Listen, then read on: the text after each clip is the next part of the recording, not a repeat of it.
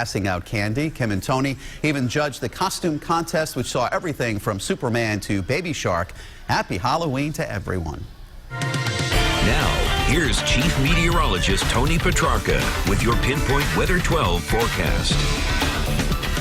Some great costumes. The good news, and some of the trick-or-treaters are heading out right now, is that we're not dealing with widespread downpours and thunder and heavy rain, but we do have at least some scattered light rain showers. And bottom line, the worst of the storm, and it is on the way, really for later tonight and into the pre-dawn hours. Now, it feels like spring out there. Temperatures are close to 70.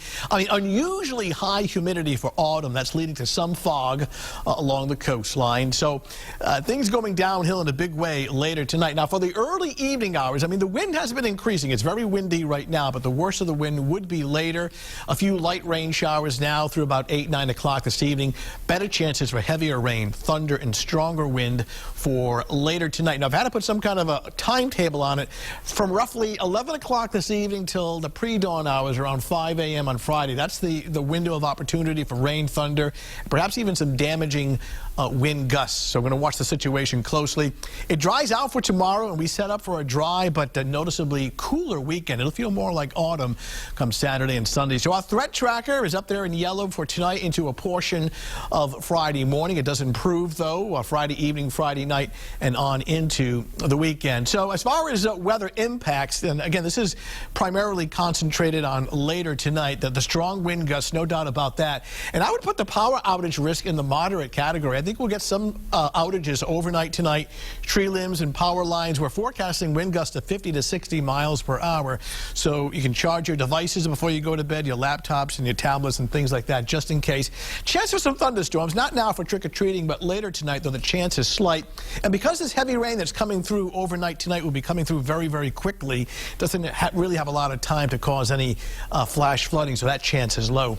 Let me show you the wind gust forecast. And keep in mind that once you get up into these red and purple colors, that's when you get some of the potential for some damaging wind. And notice how these numbers go up. Now, this is 10 o'clock at night. We're gusting at that time between 40 and almost 50 miles per hour. But watch what happens around midnight, 1 o'clock in the morning while most of us are sleeping. The wind is just howling, and now we're gusting somewhere between 45 and 55 and close to 60. The purple colors represent gusts to almost 60 miles per hour. This is in the wee hours of the morning around 3 a.m.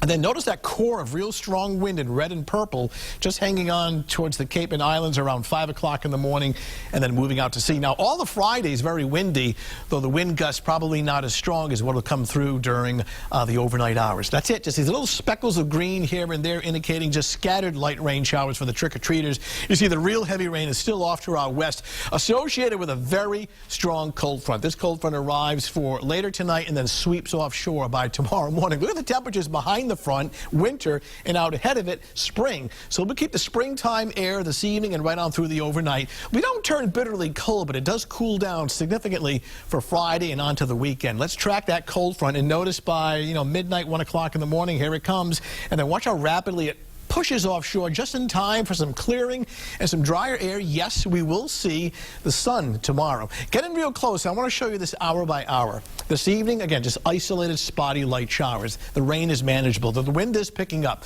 This is 9 o'clock in the evening, upper 60s to low 70s.